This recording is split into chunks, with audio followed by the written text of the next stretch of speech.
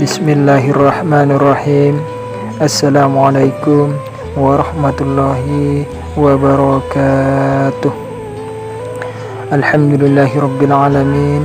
Assalatu wassalamu ala Rasulillah. La haula wala quwwata illa billah, amma ba'du. Sahabat beriman yang dirahmati Allah Subhanahu wa taala, syukur alhamdulillah kita bisa berjumpa lagi di channel Alhamdulillah ya Rabb. Harapan dan doa saya semoga saudaraku semua selalu dikuatkan iman Islam kita, diampuni segala dosa-dosa kita, dan dikabulkan hajat-hajat kita, wa hajatid dunya bil maisyar wa hajatil akhirah bil maghfirah, amin ya rabbal alamin. Sahabat beriman yang dirahmati Allah Subhanahu wa taala, syurga merupakan tempat terindah yang dijanjikan oleh Allah Subhanahu wa taala kepada hambanya yang bertakwa. Hal ini sebagaimana yang telah dijelaskan dalam Al-Quran bahwa di dalam surga berisi kenikmatan dan kebahagiaan yang hakiki yang tidak pernah terbayang oleh kita sebelumnya. Seandainya manusia mengetahui gambaran surga dengan mata kepala sendiri, tentu mereka akan berusaha sekuat tenaga untuk meraihnya, mengerjakan segala perintah Allah dan menjauhi larangannya. Akan tetapi berbeda dengan kenyataan, kita sebagai manusia tidak bisa melihat gambaran surga secara langsung dan hanya diberikan gambaran melalui penjelasan dalam Al-Quran maupun hadis-hadis. Kenapa Allah Subhanahu wa taala tidak memperlihatkan gambaran surga secara langsung kepada manusia? Ketahuilah wahai saudaraku semua, hal ini semata-mata adalah ujian keyakinan yang diberikan Allah Subhanahu wa taala kepada kita. Bagi umat muslim yang takut kepada Allah, selalu berpegang teguh kepada Al-Quran maupun hadis-hadis sahih dan meyakini bahwasannya akan ada balasan dari semua yang kita kerjakan semasa di dunia, maka bisa dikatakan sekalipun kita belum bisa melihat secara langsung, janganlah mengingkari akan hal tersebut, karena Allah Subhanahu wa taala sudah menjelaskan tentang keadaan surga dengan segala macam kenikmatannya dalam Al-Quran. Untuk bisa meraih surga yang telah Allah janjikan, maka kita diwajibkan untuk menjalankan segala perintah Allah dan sebisa mungkin menjauhi larangannya. Akan tetapi ada beberapa golongan manusia yang selalu dirindukan oleh surga. Siapakah golongan-golongan orang beruntung tersebut? Yang pertama, orang yang gemar membaca Al-Quran. Al-Quran merupakan pedoman hidup umat Islam. Dengan membacanya, memahami serta mengamalkan adalah sebagai bentuk ibadah yang mendatangkan pahala besar. Dalam Quran surah Fatir ayat 229,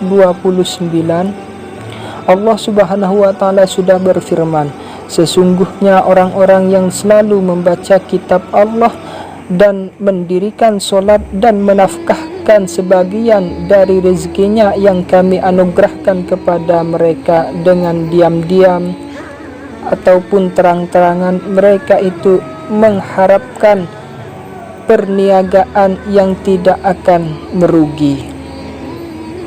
Dari ayat tersebut bisa kita disimpulkan bahwa bagi orang yang gemar mengamalkan Al-Quran, sholat dan bersedekah karena Allah, maka orang tersebut akan mendapatkan kecintaan dari Allah Subhanahu wa taala, diberikan ketenangan dalam hatinya, dimuliakan Allah di dunia maupun di akhirat kelak, dan surga akan selalu merindukan orang-orang yang seperti ini.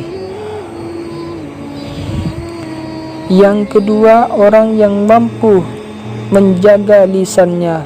Sebagai manusia yang bertakwa dan takut kepada Allah Subhanahu wa taala, hendaknya selalu menjaga lisannya dari perkataan-perkataan yang tidak baik atau bahkan menyakiti hati orang lain. Mungkin saudaraku pernah mendengar sebuah ungkapan, lidah lebih tajam daripada pedang. Ini menandakan bahwa kekuatan lidah sangatlah berbahaya jika tidak dijaga dan dikendalikan dengan baik, karena hanya dengan lisan melalui ucapan inilah seseorang bisa menyebarkan kebohongan, menebarkan kebencian, bahkan sampai memfitnah, sehingga efek yang ditimbulkan ada permusuhan, pertikaian, bahkan bisa saling membunuh. Dari Abu Hurairah radhiyallahu anhu, Rasulullah shallallahu alaihi wasallam pernah bersabda, siapa yang beriman kepada Allah dan hari akhir, maka hendaklah ia berkata baik atau lebih baik diam. Barang siapa yang beriman, maka hendaklah ia memuliakan tetangganya. Dan barang siapa yang beriman kepada Allah Subhanahu wa taala di hari akhir, maka hendaklah memuliakan tamunya. Hadis riwayat Bukhari. Oleh sebab itu, kita sebagai umat muslim hendaknya selalu menjaga lisan kita dengan baik. Maka insya Allah kita akan dirindukan oleh surga-surga Allah. Yang ketiga, orang yang memberi makan kepada mereka yang kelaparan. Surga merindukan semua umat muslim yang dermawan. Wujud dari kedermawanan seseorang bisa terlihat dari kebiasaan bersedekah untuk membantu meringankan penderitaan orang lain yang sedang kelaparan. Rasulullah Shallallahu alaihi wasallam pernah bersabda, siapapun mukmin yang memberi makan mukmin yang kelaparan pada hari kiamat nanti, Allah akan memberinya makanan dan buah-buahan surga. Hadis riwayat Tirmidzi. Untuk bisa memberikan sedekah ataupun makanan tidak perlu jauh-jauh. Kita bisa lihat dari tetangga sekitar terlebih dahulu. Apabila memang ada yang mengalami kesusahan hidup, maka jangan sungkan untuk membantunya, dan niatkan semua itu karena Allah. Insya Allah surga akan merindukan orang-orang yang mau ringan tangan,